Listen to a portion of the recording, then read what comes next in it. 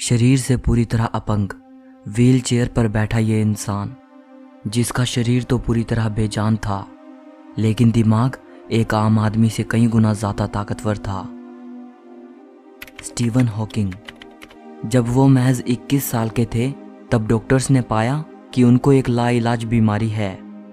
Doctors ने कहा कि स्टीवन ज़्यादा से ज़्यादा 2 साल तक जिंदा रहेंगे, लेकिन अपनी दृढ़ इच्छा शक्ति से उन्होंने डॉक्टर्स की भविष्यवाणी को झूठ साबित कर दिया।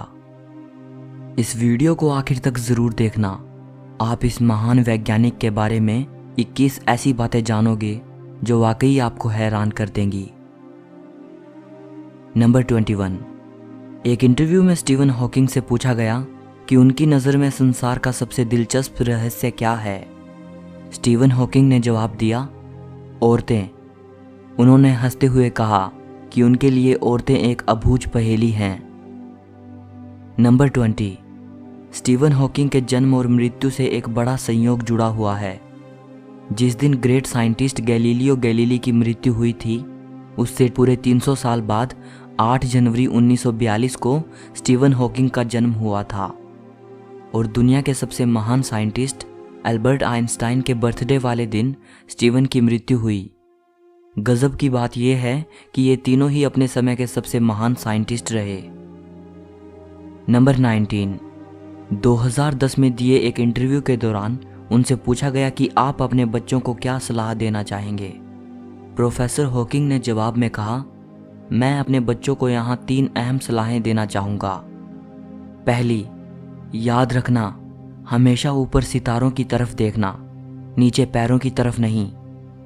दूसरी, काम करना कभी मत छोड़ना, क्योंकि काम तुम्हें जिंदगी का अर्थ और उद्देश्य देता है और बिना काम के जिंदगी खाली है।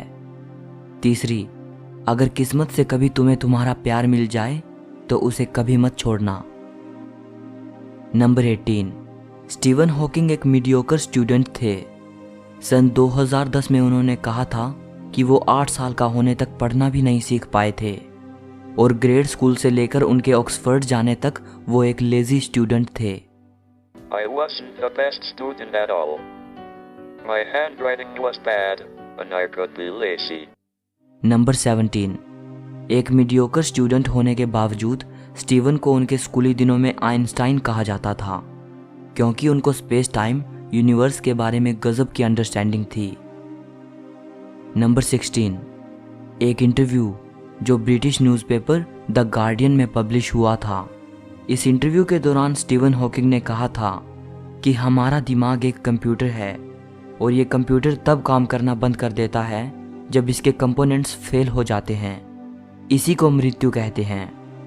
और जो ये मान्यताएं होती हैं कि मृत्यु के बाद भी जिंदगी मिलेगी, स्वर्ग वगैरह, ये सब मान्यताएं लोगों को मौत के डर से दिलासा देने के लिए होती हैं, क्योंकि इंसान इस ख्याल से डरता है कि मौत के बाद मेरी चेतना, मेरी हस्ती का क्या होगा। स्टीवन हॉकिंग के इस विचार से मिलता जुलता उर्दू के महान शायर मिर्ज़ा गालिब का एक शेर है, हमको मालूम है जन्नत की हकीकत, लेकिन दिल के खुश रखने को गालिब ये ख्याल अच्छा है। नंबर 15। स्टीवन हॉकिंग ने कहा था कि हम सब जिस पर चाहें उस पर विश्वास करने के लिए आज़ाद हैं और मेरा स्पष्ट विचार ये है कि कोई ईश्वर नहीं है। इस ब्रह्मांड को किसी ईश्वर ने नहीं बनाया है और ना ही कोई हमारे भाग्य को लिखता है। और यही चीज़ मुझे एक गहरे एहसास की ओर लेकर जाती है। कोई स्वर्ग नहीं है और मृत्यु के बाद कोई जीवन नहीं होता। हमारे पास यही सिर्फ एक ज़िंदगी है ब्रह्मांड के इस ग्रैंड डिज़ाइन को समझने और सराहने के लिए, और जिसके लिए मैं बहुत आभारी हूँ। नंबर 14।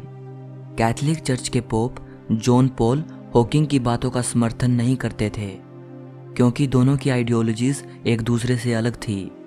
पोप जॉन पॉल कहते थे कि इस बात पर कोई आर्ग्यूमेंट नहीं किया जाना चाहिए कि कैसे ये ब्रह्मांड बना और किसने ये ब्रह्मांड बनाया। ये साफ है कि भगवान ने ही इसे बनाया है। जबकि प्रोफेसर हॉकिंग कहते थे कि सिर्फ साइंस ही ये एक्सप्लेन कर सकती है कि कैसे ये ब्रह्मांड बना। उन्होंने कहा था कि हम सबको अपनी ज़िंदगी के लिए और इस दुनिया में हमारे वजूद के लिए भौतिक विज्ञान के नियमों का आभार मानना चाहिए ना कि भगवान जैसी किसी सत्ता का। नंबर 13, स्टीवन हॉकिंग मानते थे कि हमारी दुनिया से अलग दूसरे ग्रहों पर भी जीव हो सकते हैं। उन्होंने एक बार कहा था कि इस अनंत ब्रह्मांड को देखते हुए ये लगता है कि एलियंस सचमुच होंगे, लेकिन हमें उनसे संपर्क करने की कोशिश नहीं करनी चाहिए। ये हमारे लिए खतरनाक साबित हो सकता है। स्टीवन हॉकिंग ने चेतावनी देते हुए कहा कि एलियंस रिसोर्सेज के लिए पृथ्वी को भारी नुकसान पहुंचा सकते हैं। नंबर 12, 2010 में स्टीवन हॉकिंग ने कहा था कि अगर कभी एलियंस हमारी दुनिया को विजिट करते हैं तो नतीजा कुछ ऐसा होगा जैसा कि तब हुआ था जब कोलंबस अमेरिका की धरती पर उतरा था। कोलंबस का अमेरिका पहुंचना अमेरिका के लोगों के लिए नुकसानदायक साबित हुआ था। नंबर 11, वैसे तो स्टीवन साइंटिफिक कम्युनिटी में पहले से ही काफ़ी फेमस थे, लेकिन वास्तव में वो आम लोगों की अटेंशन में तब आए जब 1988 में उनकी science book a brief history of time publish हुई। इस बुक ने पूरी दुनिया में तहलका मचा दिया। ये अपने समय की सबसे ज़्यादा बिकने वाली बुक बनी। 150 हफ्तों तक New York times best seller list में रही और सारे रिकॉर्ड्स तोड़ते हुए 237 हफ्तों तक British Sunday times best seller list में रही। इस बुक की 1 करोड़ से भी ज़्यादा कॉपीज बिक चुकी हैं। नंबर 10, प्रोफेसर हॉकिंग कहते थे कि उन्होंने हमेशा से ये सपना देखा था कि वो साइंस पर कोई ऐसी बुक लिखें